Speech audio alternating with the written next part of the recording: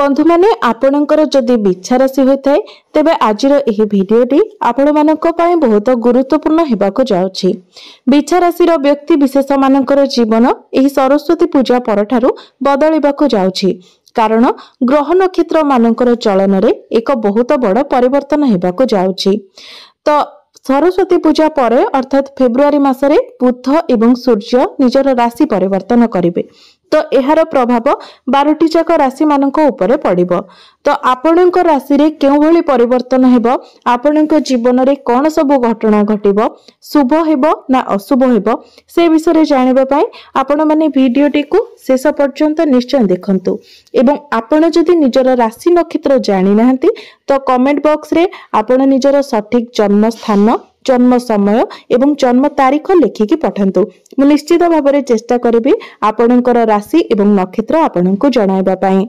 एहा व्यतीत जदि आपणकर बिच्छा राशि होइथाय तो भिडियोटी को लाइक करी चैनलटी को सब्सक्राइब करि देबे एवं कमेंट बॉक्स रे भक्ति एवं श्रद्धार सहित जय मां सरस्वती निश्चय लिखिबे।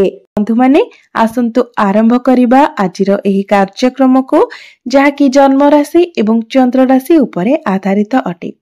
तो राशि चक्रर 12 गोटी राशि मध्यरु अष्टम राशि हेउछि बिच्छा राशि एवं बिच्छा राशिर राश्याधिपति हेउछंती मंगल एवं मंगल आपणकर अष्टम भावरे विराजमान अछंती। आपणकर तृतीय भावरे विराजमान अछंती सूर्य एवं बुध।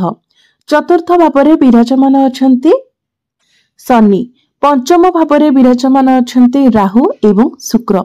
सप्तम भावरे विराजमान अछंती देवगुरु बृहस्पति एवं आपणकर एकादश भावरे विराजमान अछंती केतु। तो बंधु माने सर्वप्रथमे आसंतु जानि नेबा आपणकर स्वास्थ्य किपरि रहिबो फेब्रुआरी 2025 रे। तो बंधु माने कुंडलीर प्रथम भावटी होइथाय आपणकर स्वास्थ्यर भाव, आपणकर इम्यूनिटी सिस्टम रो भाव एवं आपणकर प्रथम भावर अधिपति हेउछंती मंगल, जे कि आपणकर अष्टम भावरे विराजमान अछंती। तेबे अष्टम भावटी को कुंडली रे भलो बोली माना जाय न थाए।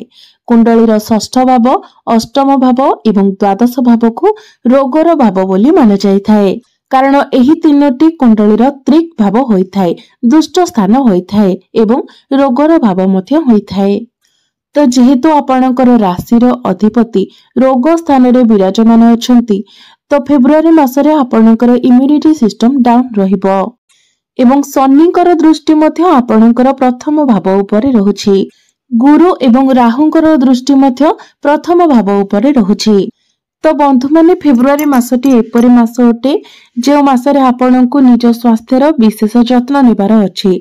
आपण जदि केउआडे यात्रा करूछंती से समय विशेष भाव निजर स्वास्थ्यर जत्न नियंतु। निजर खाद्यपेय प्रति नियंत्रण रक्षा करंतु, खाइबा पीबा ठीक रखंतु।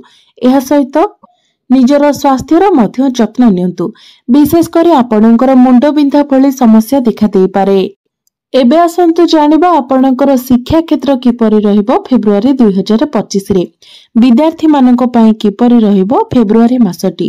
तो कुंडलीर पंचम भावटी होइथाय आपणकर शिक्षार भाव एवं आपणकर पंचम भावर अधिपति हेउछंती देवगुरु बृहस्पति, जे कि आपणकर सप्तम भावरे विराजमान अछंती एवं आपणकर पंचम भावरे विराजमान अछंती राहु एवं शुक्र।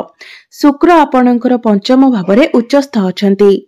तो बंधु माने आपणकर पंचम भावर अधिपति देवगुरु बृहस्पति आपणकर सप्तम भावरे केंद्र रे विराजमान अछंती, भल स्थान रे विराजमान अछंती, जहा फल रे गुरु आपणकर पाठ पढ़ा को मजबूत बनाइबे। एहा सहित गुरुंकर दृष्टि प्रथम भाव उपरे मध्य रहुछि। तो यार बहुत शुभ प्रभाव आपणकर पाठ पढ़ा उपरे पड़िबो। शुक्र मध्य आपणकर पंचम भावरे उच्चस्थ रही आपणको शुभ फल प्रदान करिवे। मात्र राहु जेहेतु आपणकर पंचम भावरे अछंती एवं राहु जड़े मुंड विहीन ग्रह अटंती, तो से आपणको अनेक क्षेत्र रे कंफ्यूज कराइबे।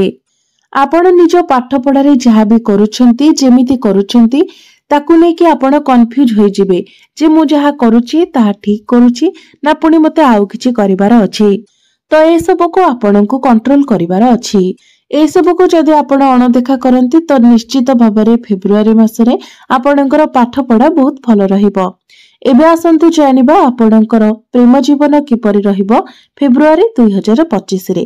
तो बंधु माने कुंडलीर पंचम भावटी आपणकर शिक्षार भाव हेबा सहित पंचम भावटी मध्य होइथाय आपणकर प्रेम जीवनर भाव, आपणकर संतानर भाव एवं आपणकर पंचम भावर अधिपति हेउछंती देवगुरु बृहस्पति, जे कि आपणकर सप्तम भावरे विराजमान अछंती एवं आपणकर प्रथम भावर अधिपति मंगल अष्टम भावरे विराजमान अछंती एवं आपणकर पंचम भावरे विराजमान अछंती राहु एवं शुक्र, जे कि आपणक मध्यरे काम भावर सृष्टि कराइबे।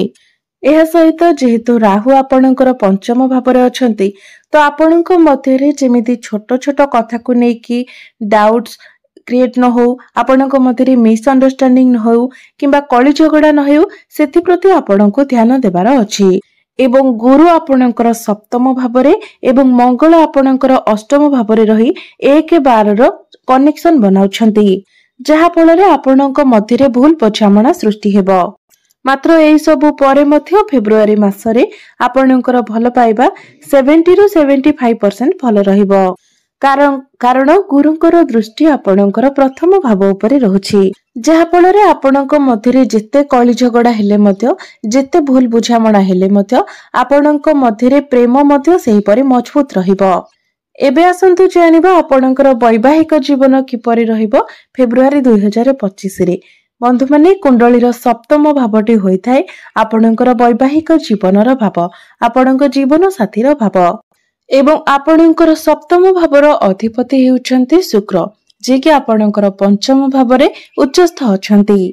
तो फेब्रुआरी मासरे आपणकर वैवाहिक जीवन बहुत ही भल रहिबो, कारण फेब्रुआरी मासरे शुक्रंकर कोनोसी राशि परिवर्तन हेबार नाही। तो आपणकर वैवाहिक जीवन रे आपणक मध्यरे भल पाइबा बढ़िबो, बुझामणा भल रहिबो। आपण केवाडे बुलीबाकू प्लानिंग करि पारंती। आपण दुई जण मिसी जहा भी प्लानिंग करिवे सेथिरे आपण सक्सेस हेबे। एबे आसंतु जानिबा सबुठारु महत्वपूर्ण विषय वस्तु आपणकर भाग्य, क्यारियर एवं व्यापार वाणिज्यर स्थिति किपरि रहिबो फेब्रुआरी 2025 रे। तो बंधु माने कुंडलीर नवम भावटी होइथाय भाग्यर भाव, दशम भावटी होइथाय क्यारियर कार्य क्षेत्रर भाव एवं सप्तम भावटी होइथाय आपणकर व्यापार वाणिज्यर भाव। तो आपणकर नवम भावर अधिपति अर्थात भाग्य भावर अधिपति हेउछंती चंद्रमा, जे कि प्रति 2 दिन रे निजर राशि परिवर्तन करिथांती एवं भाग्यर कारक ग्रह बृहस्पति आपणकर लाभ स्थान को देखुछंती एवं 11 फेब्रुआरी को बुध एवं 13 फेब्रुआरी को सूर्य आपणकर केंद्र को चलन करिवे। मात्र आपणकर राशि रो अधिपति मंगल अष्टम भावरे विराजमान अछंती एवं अष्टम भावटी को शुभ बोली माना जाय नथाय। तो एही मासरे अर्थात फेब्रुआरी मासरे जदि आपण किछि बड़ डिसिजन नेबा पाए चाहुचंती किंबा कोनोसी बड़ कार्य करबा पाए चाहुचंती तो फेब्रुआरी मासटी को आपण स्किप करि देबा उचित, कारण फेब्रुआरी मासरे मंगल बहुत दुर्बल स्थिति रे रहुचंती एवं फेब्रुआरी रे मंगलकर कोनोसी राशि परिवर्तन मध्य हेबार नाही। संपूर्ण मासटी मंगल आपणकर अष्टम भावरे रहिबे। तो भाग्य संबंधित प्रत्येक कार्य रे आपणको किछिटा बाधा विघ्नर सम्मुखीन हेबाको पड़िबो एवं आपणकर कार्य रे मध्य विलंब हेबो। सेथि पय फेब्रुआरी मासरे जदि आपण समस्त प्रकारर बड़ कार्य दूरे रुहंती, बड़ डिसिजन नु दूरे रुहंती तो आपणको पय भल रहिबो। आपण जदि कोनोसी छोट मोटो जिनिस किना किनी करबा पय चाहुचंती किबा छोट कोनोसी कार्य करबा पय चाहुचंती तो आपणको पय भल रहिबो, कोनोसी असुविधा नै।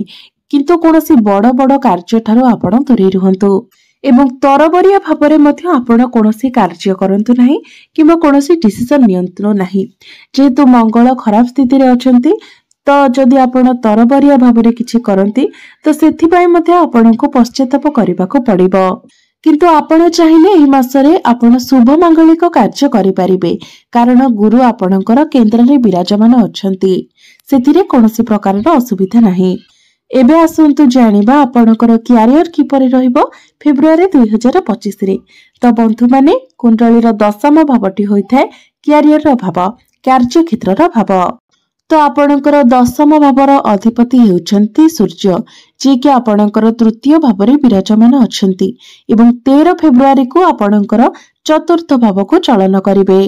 तो 13 फेब्रुआरी परे आपणकर क्यारियर बहुत भल रहिबो, कारण 13 फेब्रुआरी परे सूर्य जेतेबेले आपणकर चतुर्थ भाव रे रहिबे तो सूर्यंकर सीधा सड़क दृष्टि दशम भाव उपरे रहिबो।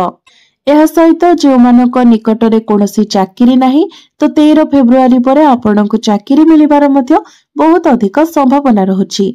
सेतिपई आपण माने निजर चेष्टा जारी रखिबा उचित।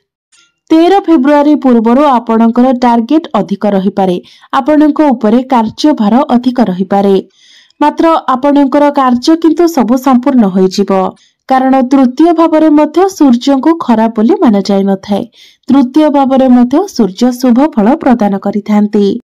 मात्र 13 फेब्रुआरी परे आपण टिके रिलैक्स हेबे, आपणको अधिक अपॉर्चुनिटी मिलिबो, आपणकर मान सम्मान बढ़िबो, आपणको प्रशंसा मिलिबो, क्यारियर रे आपणको किछि खुशी खबर मध्य मिलि पारे। एबे आसंतु जानिबा आपणकर व्यापार वाणिज्यर स्थिति किपरि रहिबो फेब्रुआरी 2025 रे। तो बंधु माने 11 फेब्रुआरी को बुध जेतेबेले आपणकर केंद्र को आसीबे तो 11 फेब्रुआरी परे आपणकर व्यापार वाणिज्य सर्वश्रेष्ठ रहिबो। तो बंधु माने एबे आसंतु जानि नेबा किछि विशेष प्रतिकार विषय रे, जो प्रतिकार गुड़िक करबा द्वारा एही मासरे आसुथिबा समस्त अशुभत्व गुड़िक दूर होई पारिबो, समस्या गुड़िक दूर होई पारिबो एवं आपणଙ୍କୁ अधिक शुभत्व प्राप्ति हेबो। तो बंधु माने जेहेतु फेब्रुआरी मासरे आपणकर मंगल दुर्बल स्थिति रे रहुछंती, सेतिपई प्रत्येक दिन आपण मंगलंकर बीज मंत्र 108 थर जप करंतु। प्रत्येक दिन आपण हनुमान चालीसार पाठ करंतु, यह आपणक पई अधिक गुरुत्वपूर्ण अटे। एवं प्रत्येक दिन आपण गुरुंकर बीज मंत्र मध्य 108 थर जप करंतु। एवं प्रत्येक दिन आपण उदित सूर्य को तंबा पात्र रे जलार्घ्य मध्य अर्पण करंतु। निश्चित भावरे समस्त अशुभत्व गुड़िक खंडन होई आपणको शुभत्व प्राप्ति हेबो, आपणकर भाग्य रे उन्नति आसीबो। तो बंधु माने आपणकर जीवन मंगलमय हेउ, एहा ही ईश्वरंक निकटरे मोर प्रार्थना। धन्यवाद।